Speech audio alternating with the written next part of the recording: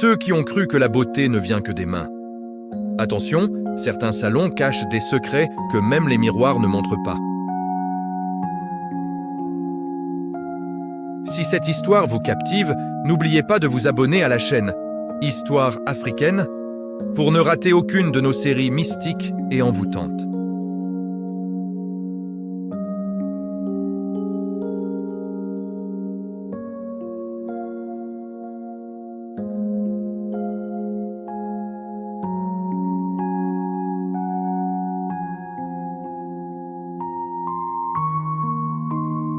C'était un havre de paix au milieu du chaos urbain, avec une façade peinte en bleu vif, des fenêtres grillagées qui laissaient filtrer la lumière du soleil couchant, et une enseigne qui clignotait doucement le soir venu.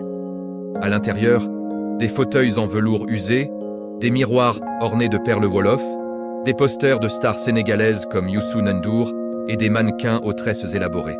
L'air était imprégné d'un mélange enivrant. Huile de karité, shampoings à la menthe, et l'odeur terreuse des extensions naturelles importées du Mali.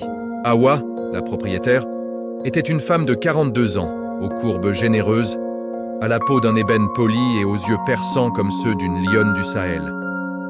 Elle avait hérité du salon de sa grand-mère, une griotte respectée qui racontait des histoires ancestrales tout en tressant les cheveux. Hawa coiffait avec une grâce surnaturelle. Nattes sénégalaises intrissées, twists vanille, faux locks, weaves invisibles, défrisage parfait, et même des motifs tribaux inspirés des masques Dogon. Ses clientes sortaient métamorphosées, non seulement en apparence, mais en essence. Une simple tresse, et voilà qu'une femme trouvait l'amour perdu.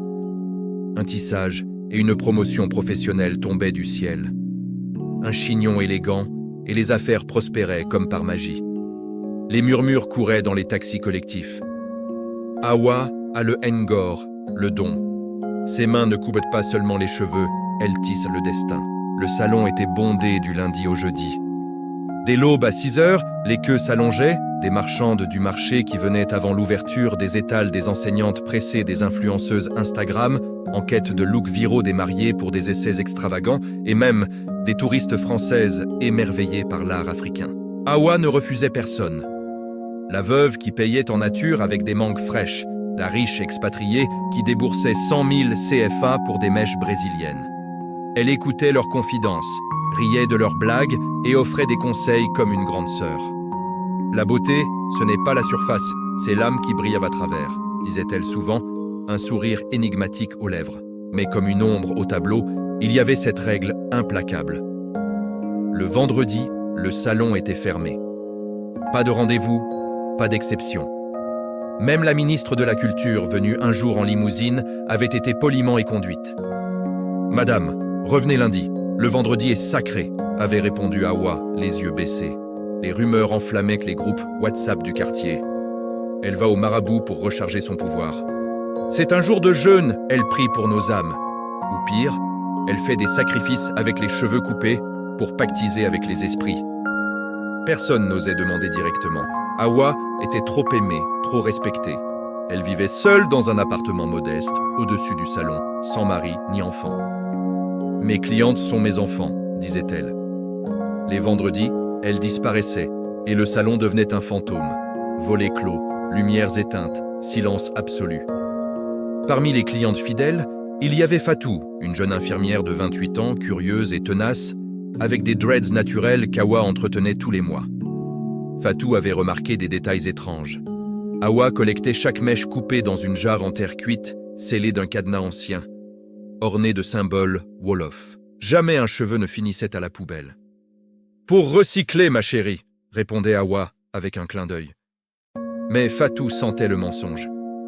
Elle avait aussi vu Hawa trembler légèrement quand on évoquait le vendredi, et entendu des voisins jurer avoir aperçu des lueurs vacillantes à travers les volets clos, accompagnées de chants bas, comme des incantations en sérère ou en mandingue. Les rumeurs s'amplifièrent quand une cliente, Mariama, une commerçante prospère, raconta son histoire.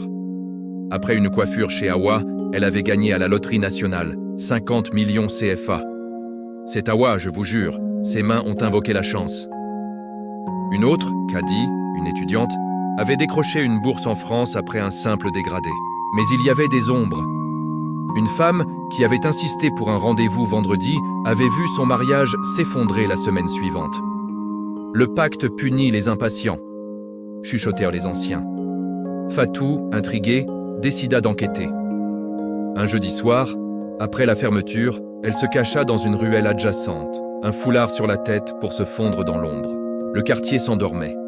Les griots chantaient au loin, les motos pétaradaient une dernière fois, les odeurs de grillades s'estompaient.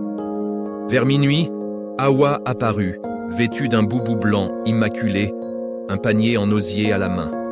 Elle entra dans le salon par une porte dérobée. Fatou s'approcha, le cœur en chamade, et colla son oreille contre le mur. À l'intérieur, une lueur orangée filtrait, des bougies allumées une à une.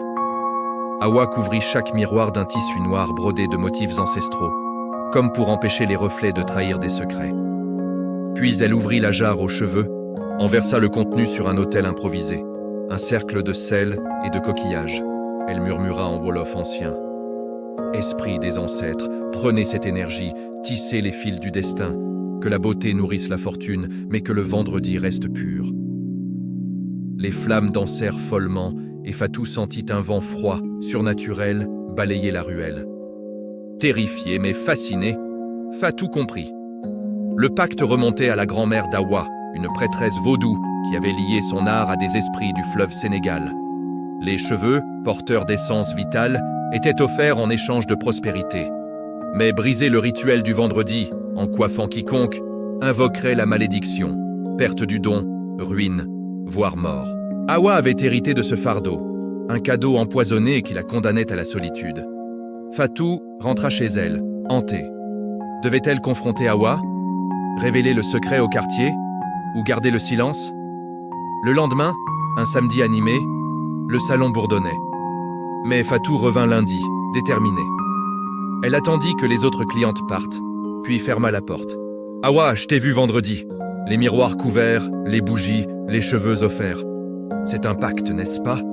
Avec les esprits. » Hawa pâlit, ses mains tremblèrent sur ses ciseaux. Elle s'effondra en larmes. « Fatou, pourquoi? Ce secret me protège et me tue. » Elle raconta tout, sa jeunesse pauvre à Thiès, la grand-mère qui lui avait transmis le rituel pour survivre. Chaque cheveu est une vie, une énergie. Les esprits la transforment en chance pour mes clientes. Mais le vendredi, je dois les nourrir seule, ou ils se retournent contre moi. J'ai perdu ma sœur quand elle a essayé de briser le pacte. Un accident, disent-ils, mais je sais.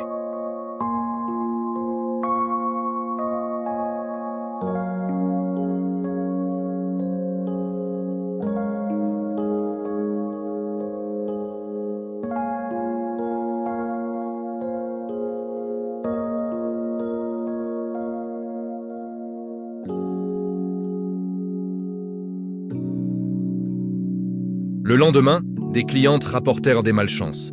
Une tresse qui se défaisait, une couleur qui virait.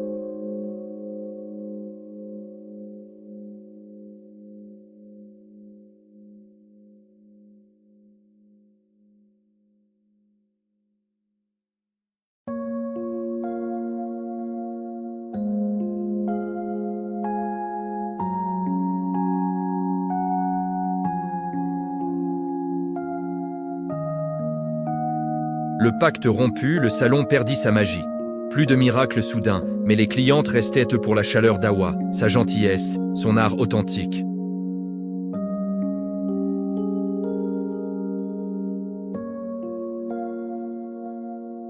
Fatou devint son associé, transformant l'éclat d'ébène en un centre communautaire.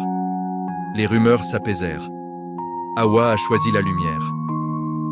Hawa dormait enfin paisiblement, libre du fardeau.